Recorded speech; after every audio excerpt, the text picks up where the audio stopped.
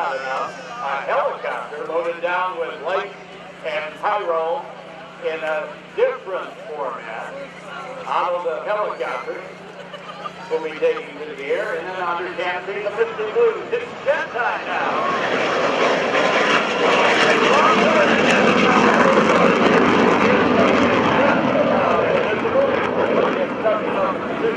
Is the afterburner that gives away, along with the sound, the position of the aircraft. Now, the MiG, as many of you know, was the primary enemy's aircraft for the time period after World War II into the Korean War. It would be an era of jet dogfight.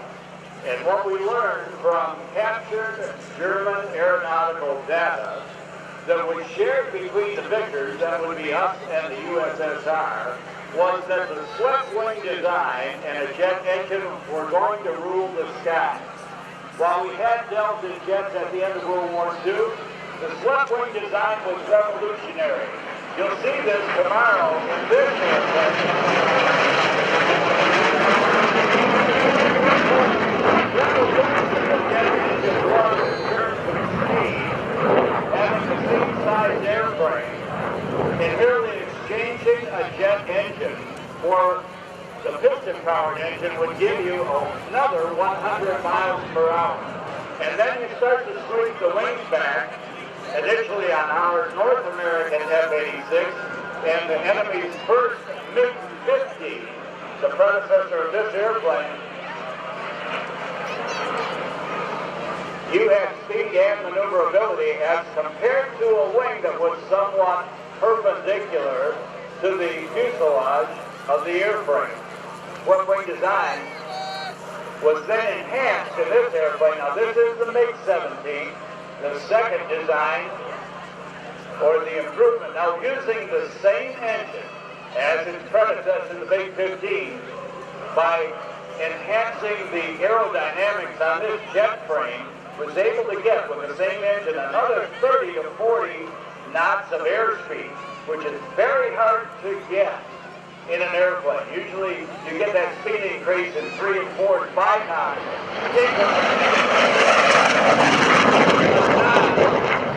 40 knots right off the bat. That's because they swept the wing 45 degrees instead of 35 from the fuselage out towards the tips, and then actually brought it forward to 42 degrees. Now the initial MiG-17s, like the one in the air flown by Randy Ball, did not have the afterburner. The afterburner came in a little bit later in the design of the aircraft. And what happens is you just merely pour raw fuel into the tailpipe area, you increase the thrust greatly, and you give the engine a boost. Now you pay for that boost because the fuel consumption goes way, way up. In full afterburner, continuously, Randy Ball would only have about 20 or 25 minutes of total endurance with full tank. That's why it's something you use on takeoff. You may use it in combat, and then you turn it off when you can to conserve that fuel. You don't fire it up until you need it. Raw flames coming out the tailpipe. Randy Ball, fifth generation Texas. Grew up out of the rural part of the ranch land of Texas as he turns on the light out of his tailpipe. This guy grew up in a town, a community that was so small, he had 29 people in his senior high school class. That was the sum and total of the class. He grew up as a kid in Texas listening to stories of his great uncle, Gilbert, who was a B-17 pilot in World War II. By listening to those stories, piqued his interest in aviation, and he knew someday he would fly. Now, as an American citizen, as a civilian, Randy Ball, flying for you now, is the highest time pilot as an American having flown any of the Soviet aircraft.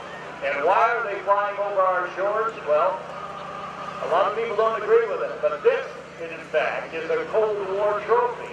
We won. We get to fly their airplanes because they lost. And it's a wartime victory, even though it was a Cold War. After the fall of the USSR, these airplanes became available for sale. They were brought to our shores in North America and other places around the world. Seen very much, let alone flown a lot in America, let alone owned by private citizens. So Randy Ball, with 1,000 hours of Soviet jet time, of the jet pilots who have flown the MiG since the fall of the USSR, is definitely the highest.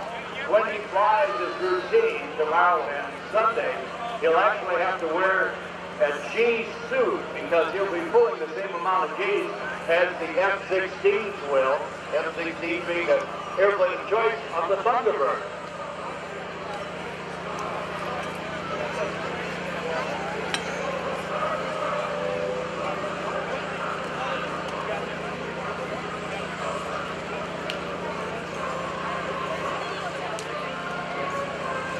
Randy Ball under sunlight tomorrow and Sunday, pulling those high G 360 turns and 7.5 G pull-ups and firing up the afterburners and climbing straight upstairs like a homesick angel.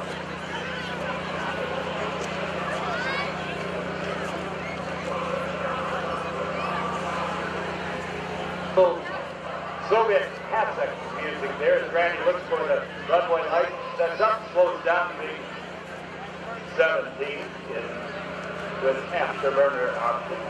It's only about 3 or maybe 4 of these aircraft, the MiG-17 in the U.S. And only one, that'd be Randy, who's actively flying. This guy out in Colorado that has one. His was a 2-plane Strainer. Randy's the full combat version. Randy being the man on final approach, flowing to your left, coming in for the lander. Get a chance to see the airplane again over the course of the weekend. You'll see the great performance. These Soviet designers, these Russian designers of aircraft, they had it together. They were no slouches. They put some great airplanes in the air. How do we know that? Well, after the fall of the USSR, we got a chance to see their pilots fly exhibitions in North America and go out and mix it up with our Top Gun pilots. Not only were the pilots great, but the aircraft, the jet aircraft, jet fighters performed admirably. We used to scoff their designs and scoff their pilots, but after we got a chance to meet some of them, watch them fly, and look at their designs, we're very glad we didn't have to mix it up too much in the sky.